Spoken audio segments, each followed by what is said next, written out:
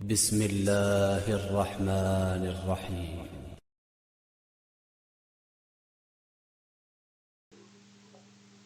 حدیث نمبر 29۔ حضرت معاذ رضی اللہ تعالی عنہ بیان کرتے ہیں، میں نے عرض کیا، اللہ کے رسول، مجھے کوئی ایسا عمل بتائیے جو مجھے جنت میں داخل کر دے اور جہنم سے دور کر دے۔ آپ صلی اللہ علیہ وآلہ وسلم نے فرمایا، تم نے ایک بہت بڑی بات کے متعلق پوچھا ہے، لیکن وہ ایسے شخص کے لیے آسان ہے جس پر اللہ تعالیٰ اسے آسان فرما دے۔ تم اللہ کی عبادت کرو اور اس کے ساتھ کسی کو شریک نہ بناؤ، نماز قائم کرو، زکوٰۃ ادا کرو، رمضان کے روزے رکھو اور بیت اللہ کا حج کرو۔ پھر فرمایا، کیا میں تمہیں ابواب خیر کے متعلق نہ بتاؤں؟ روزہ ڈھال ہے، صدقہ گناہوں کو ایسے مٹا دیتا ہے جیسے پانی آگ کو بجھا دیتا ہے، اور رات کے اوقات میں آدمی کا نماز پڑھنا گناہوں کو مٹا دیتا ہے۔ پھر آپ نے سورہ السجدہ کی آیت تلاوت فرمائی۔ آیت کا ترجمہ یہ ہے، ان کے پہلو بستروں سے دور رہتے ہیں، حتیٰ کہ آپ نے وہ عمل کیا کرتے تھے تک تلاوت فرمائی۔ پھر آپ صلی اللہ علیہ وآلہ وسلم نے فرمایا، کیا میں تمہیں دین کی بنیاد، اس کے ستون اور اس کی چوٹی کے متعلق نہ بتاؤں؟ میں نے عرض کیا، کیوں نہیں؟ اللہ کے رسول، ضرور بتائیے۔ آپ صلی اللہ علیہ وآلہ وسلم نے فرمایا، دین کی بنیاد اسلام ہے، اس کا ستون نماز اور اس کی چوٹی جہاد۔ پھر فرمایا، کیا میں تمہیں ان سب سے بڑی چیز کے متعلق نہ بتاؤں؟ میں نے عرض کیا، کیوں نہیں؟ اللہ کے نبی، ضرور بتائیے۔ آپ نے اپنی زبان پکڑ کر فرمایا، اسے روک لو۔ میں نے عرض کیا، اللہ کے نبی، ہم اس سے جو کلام کرتے ہیں، کیا اس پر ہمارا مواخذہ ہوگا؟ آپ صلی اللہ علیہ وآلہ وسلم نے فرمایا، معاذ، تیری ماں تجھے گم پائے۔ لوگوں کو ان کی زبان کی کاٹ ہی ان کے چہروں یا نتنوں کے بل جہنم میں گرائے گی۔ صدق اللہ العظیم۔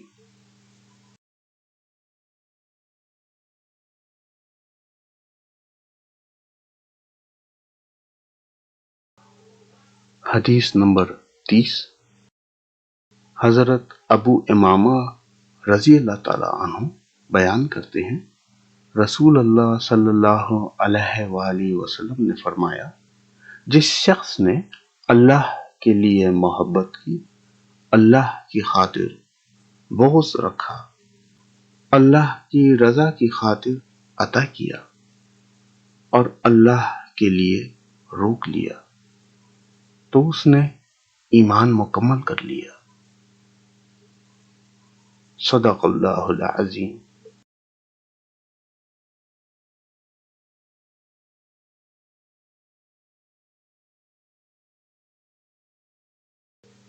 حدیث نمبر 33۔ حضرت ابو ہریرہ رضی اللہ تعالی عنہ بیان کرتے ہیں، رسول اللہ صلی اللہ علیہ وآلہ وسلم نے فرمایا، مسلمان وہ ہے جس کی زبان اور جس کے ہاتھ سے مسلمان محفوظ رہیں، اور مومن وہ ہے جس سے لوگ اپنی جانوں اور مالوں کے بارے میں بے خوف اور پرامن ہوں۔ صدق اللہ العظیم۔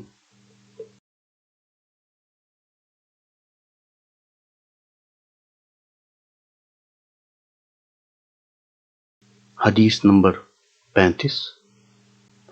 حضرت انس رضی اللہ تعالی عنہ بیان کرتے ہیں، رسول اللہ صلی اللہ علیہ وآلہ وسلم جب بھی ہم سے خطاب کرتے تو فرماتے، جس شخص میں امانت نہیں اس کا ایمان ہی نہیں، اور جس شخص کا عہد نہیں اس کا کوئی دین نہیں۔ صدق اللہ العظیم۔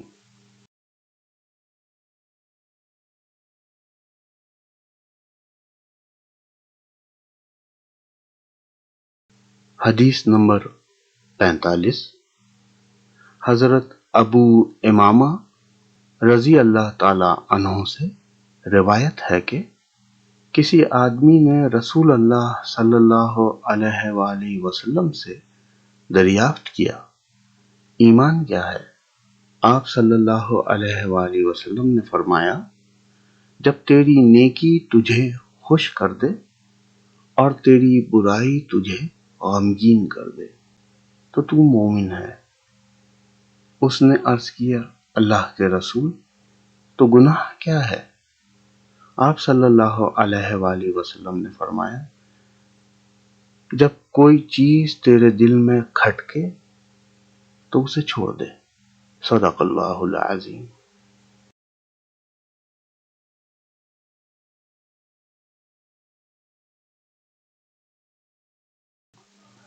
حدیث نمبر 46، حضرت عمر بن افسہ رضی اللہ تعالی عنہ بیان کرتے ہیں، میں رسول اللہ صلی اللہ علیہ وآلہ وسلم کی خدمت میں حاضر ہوا تو میں نے عرض کیا، اللہ کے رسول، اس دین پر آپ کے ساتھ اور کون ہے؟ آپ صلی اللہ علیہ وآلہ وسلم نے فرمایا، آزاد اور غلام۔ میں نے عرض کیا، اسلام کیا ہے؟ آپ صلی اللہ علیہ وآلہ وسلم نے فرمایا، اچھی اور پاکیزہ گفتگو کرنا اور کھانا کھلانا۔ میں نے عرض کیا، ایمان کیا ہے؟ آپ صلی اللہ علیہ وآلہ وسلم نے فرمایا، صبر و استقامت۔ راوی بیان کرتے ہیں، میں نے عرض کیا، کون سا مسلمان افضل ہے؟ آپ صلی اللہ علیہ وآلہ وسلم نے فرمایا، جس کی زبان اور ہاتھ سے مسلمان محفوظ رہیں۔ انہوں نے کہا، میں نے عرض کیا، کون سا ایمان افضل ہے؟ آپ صلی اللہ علیہ وآلہ وسلم نے فرمایا، اچھے اخلاق۔ راوی بیان کرتے ہیں، میں نے عرض کیا، کون سی نماز افضل ہے؟ آپ صلی اللہ علیہ وآلہ وسلم نے فرمایا، لمبے قیام والی۔ وہ بیان کرتے ہیں، میں نے عرض کیا، کون سی ہجرت بہتر ہے؟ آپ صلی اللہ علیہ وآلہ وسلم نے فرمایا، تو اپنے رب کی ناپسندیدہ چیزوں سے کنارہ کش ہو جا۔ انہوں نے کہا، میں نے پوچھا، کون سا جہاد افضل ہے؟ آپ صلی اللہ علیہ وآلہ وسلم نے فرمایا، جس کے گھوڑے کی ٹانگیں کاٹ دی جائیں اور اسے شہید کر دیا جائے۔ راوی بیان کرتے ہیں، میں نے عرض کیا، کون سا وقت بہتر ہے؟ آپ صلی اللہ علیہ وآلہ وسلم نے فرمایا، رات کا نصف آخر۔ یہ روایت مستند احمد میں درج ہے اور اسے ضعیف کا درجہ حاصل ہے۔ صدق اللہ العظیم۔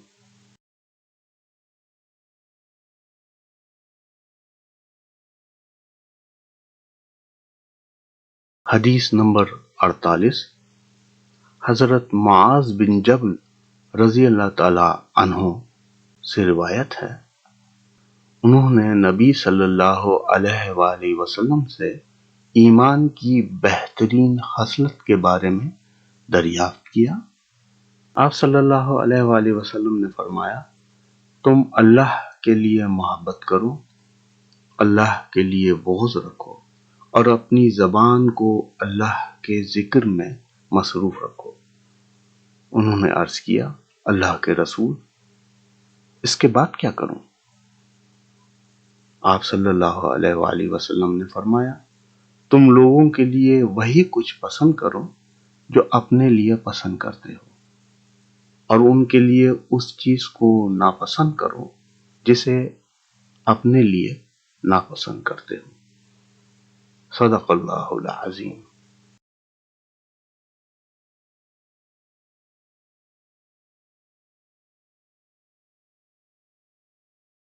حدیث نمبر 49۔ حضرت عبداللہ بن مسعود رضی اللہ تعالی عنہ بیان کرتے ہیں، کسی آدمی نے عرض کیا، اللہ کے رسول، اللہ کے نزدیک کون سا گناہ سب سے بڑا ہے؟ آپ صلی اللہ علیہ وآلہ وسلم نے فرمایا، یہ کہ تو اللہ کا شریک بنائے حالانکہ اس نے تمہیں پیدا فرمایا ہے۔ اس نے کہا، پھر کون سا؟ آپ نے فرمایا، یہ کہ تو اس اندیشے کے پیش نظر اپنے بچے کو قتل کر دے کہ وہ تمہارے ساتھ کھائے گا۔ اس نے عرض کیا، پھر کون سا؟ آپ نے فرمایا، یہ کہ تو اپنی پڑوسی کی بیوی سے زنا کرے۔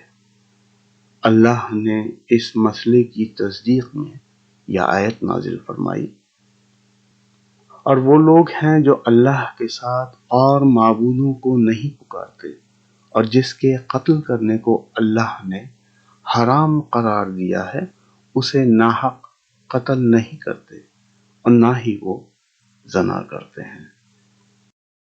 صدق اللہ العظیم۔